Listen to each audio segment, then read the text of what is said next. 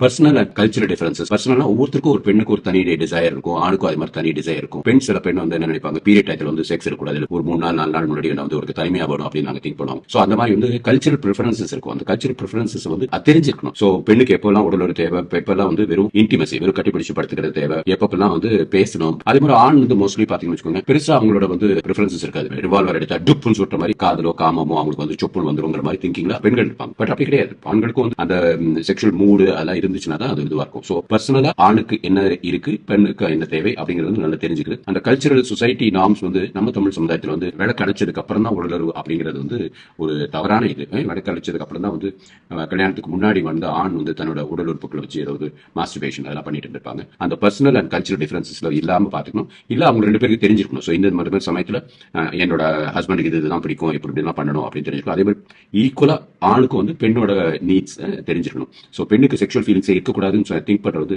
அபத்தம். ஆணுக்கும் பெண்ணுக்கும் ஈக்குவலா செக்ஷுவல் ஃபீலிங்ஸ் இருக்கும், ஈக்குவலா செக்ஸ்ல ஒரு ப்ரிஃபரன்சஸ் இருக்கும். டெய்லி வந்து ஒரு மணி நேரம் 1/2 மணி நேரம் வந்து ஒரு அன்பா பாசமா நடந்ததை பத்தி பேசுறதோ இல்லாட்டி எந்த ஒரு சண்டையும் பெட்ரூம்குள்ள இல்லாம வச்சுக்கிறது வந்து ரொம்ப ரொம்ப இம்பார்ட்டன்ட்.